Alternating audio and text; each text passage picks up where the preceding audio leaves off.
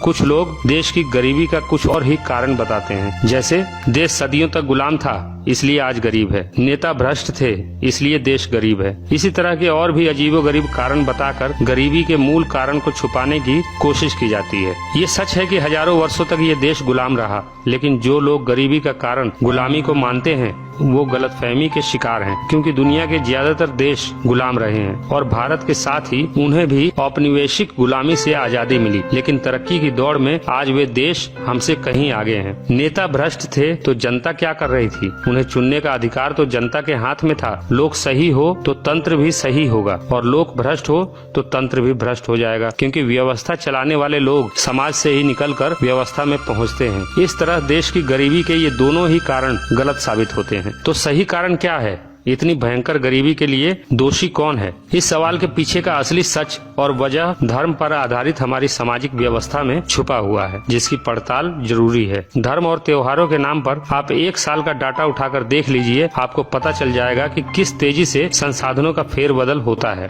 लेकिन संसाधनों का ये फेरबदल धार्मिकता के नाम पर नीचे से ऊपर की ओर होता है। इसलिए समाज का 90% वर्ग सदा गरीब बना रहता है और 10% वर्ग संसाधनों का मालिक बना रहता है। यही वजह है देश में गरीबों के साथ साथ अरबपतियों की संख्या भी बढ़ती चली जा रही है। धर्म के नाम पर हर साल देश के कीमती संसाधन खरबों रुपया, मैन पावर कैसे बर्बाद किया जाता है, इसका उदाहरण मैं आपको देता हूँ।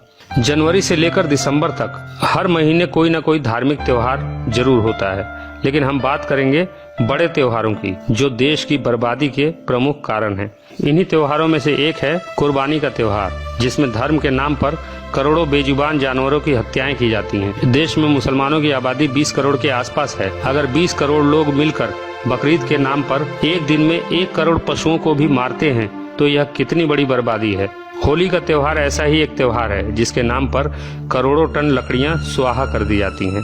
होली के बाद नवरात्रि के नाम पर 9 दिनों में भंडारा, जागरण और देवी पूजा के नाम पर संसाधनों की जबरदस्त बर्बादी तो होती ही है, साथ ही नवरात्रि के बाद बची हुई करोड़ों टन पूजा सामग्री नदियों और तालाबों को बर्बाद करती हैं।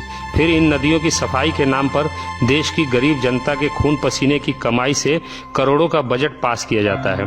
और हैरानी की बात है कि नवरात्रि का ये त्योहार साल में 2 बार आता है। साल में लगभग 15 ऐसे बड़े त्योहार भी होते हैं जिनमें बड़े पैमाने पर देश की नदियों को बर्बाद किया जाता है।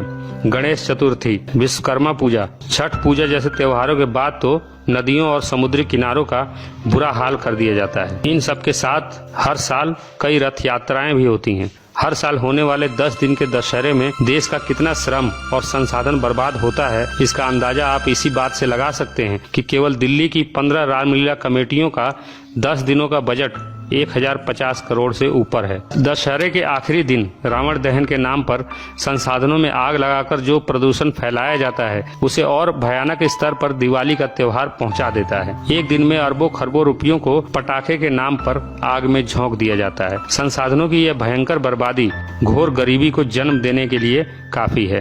काल्पनिक ईश्वर और उसकी नकली किताबों की झूठी कहानियों के नाम पर एक साल में लाखों करोड़ रुपयों को बर्बाद कर दिया जाता है। इस बर्बादी में संसाधनों का जो जबरदस्त फेरबदल होता है, उसके परिणाम स्वरूप समाज का शोषक वर्ग और ताकतवर होता जाता है और समाज का एक बड़ा वर्ग वंचित बना रहता है।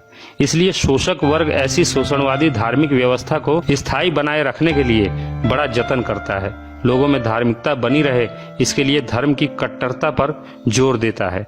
इसका परिणाम यह होता है कि धर्म के नशे में धुत लोगों की भीड़ हमेशा भीड़ बनी रहती है और भेड़ों की भीड़ से कभी समाज नहीं बनता, बल्कि समाज बनता है संवेदना, ज्ञान, सही और गलत की सामूहिक समझ और बेहतर भविष्य के निर्माण की ओर वैज्ञानिक दृष्टिकोण रखने से।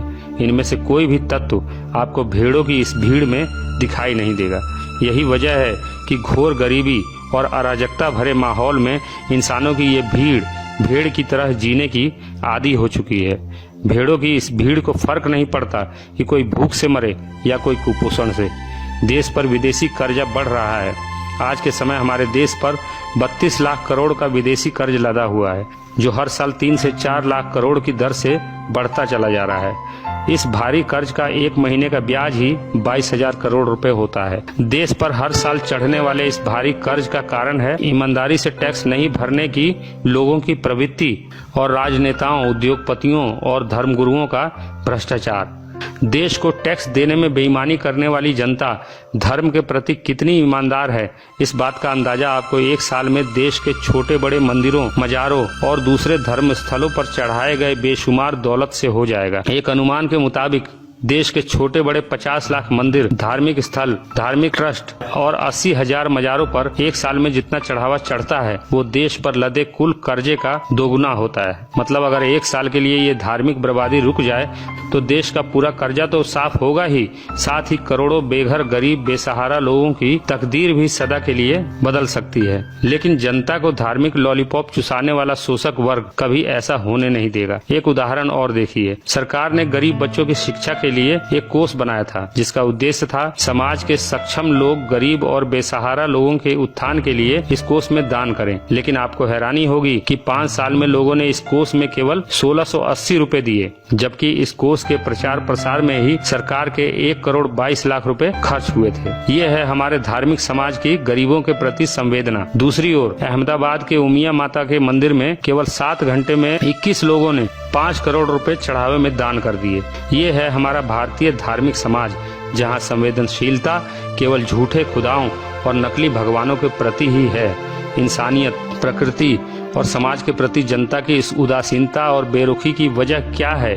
यहाँ गौर करने वाली बात यह है कि एक साल में लाखों करोड़ों रुपए के इस खेल से फायदा किसका होता है?